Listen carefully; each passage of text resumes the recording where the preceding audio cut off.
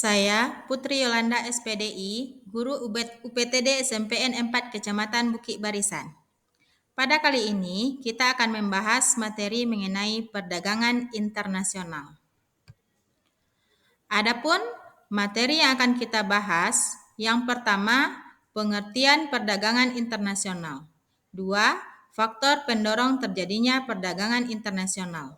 3. Manfaat perdagangan internasional. 4. Hambatan perdagangan internasional. Pengertian perdagangan internasional. Perdagangan internasional dapat diartikan sebagai pertukaran barang atau jasa antara negara-negara di seluruh dunia. Tujuan dari perdagangan internasional adalah untuk memperluas pasar dan meningkatkan keuntungan ekonomi.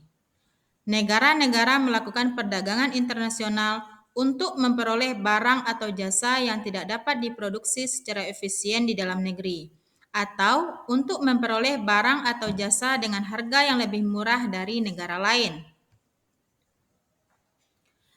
Perdagangan internasional dapat dilakukan melalui beberapa cara, seperti ekspor dan impor, investasi hasil asing, dan kontrak internasional.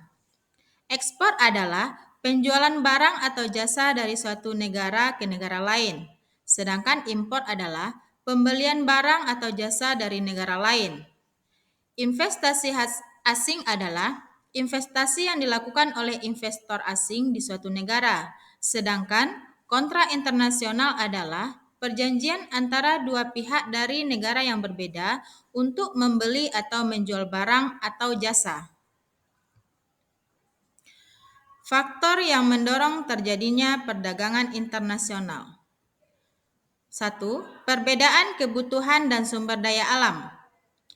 Adanya perbedaan kebutuhan dan sumber daya negara menjadi salah satu faktor penting dalam terjadinya perdagangan internasional. Negara yang memiliki sumber daya alam yang melimpah dapat memanfaatkan kelebihan tersebut untuk memproduksi barang yang dibutuhkan oleh negara lain yang tidak memiliki sumber daya yang sama. 2. Perbedaan tingkat kualitas sumber daya manusia. Sumber daya manusia atau SDM merupakan salah satu faktor penting dalam keberhasilan suatu organisasi atau perusahaan. Tingkat kualitas sumber daya manusia dapat berbeda-beda antara satu perusahaan dengan perusahaan lainnya. 3. Perbedaan ilmu pengetahuan dan teknologi. Ilmu pengetahuan dan teknologi adalah dua bidang yang berbeda meskipun terkait erat satu sama lain. Ilmu pengetahuan adalah studi tentang alam semesta dan segala yang ada di dalamnya. Sedangkan teknologi adalah aplikasi dari ilmu pengetahuan untuk menciptakan barang dan layanan yang berguna bagi manusia. 4. Perbedaan budaya suatu bangsa. Perbedaan budaya dalam suatu bangsa merujuk pada variasi atau perbedaan dalam cara hidup, kepercayaan, nilai-nilai, bahasa, dan tradisi yang dimiliki oleh masyarakat di daerah-daerah atau kelompok-kelompok tertentu di negara tersebut. Perbedaan budaya ini seringkali dipengaruhi oleh faktor sejarah, agama, geografi, dan lingkungan sosial. Manfaat perdagangan internasional. 1. Setiap negara dapat memenuhi kebutuhan akan barang dan jasa. 2. Setiap negara dapat menciptakan spesialisasi produk. 3. Penduduk dari negara yang melakukan perdagangan akan mendapatkan barang dengan mudah dan harga murah. 4. Mendorong kegiatan produksi. 5. Setiap negara dapat meningkatkan hubungan persahabatan antar negara. 6.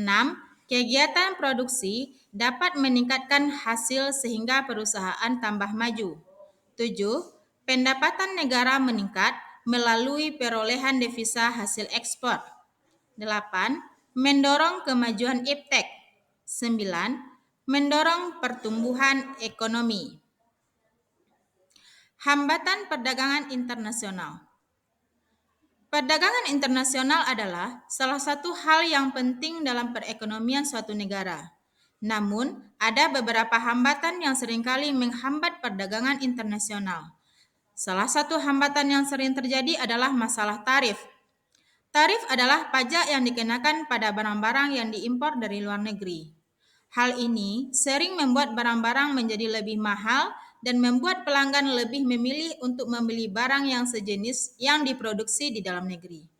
Selain tarif, hambatan perdagangan internasional lainnya adalah masalah non-tarif.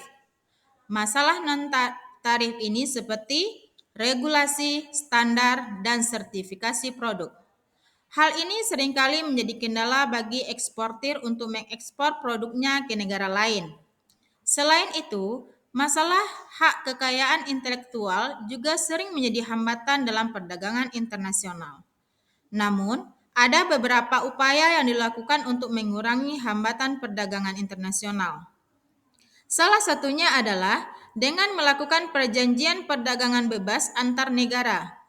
Dengan adanya perjanjian ini, tarif dan hambatan perdagangan lainnya dapat dikurangi atau bahkan dihilangkan.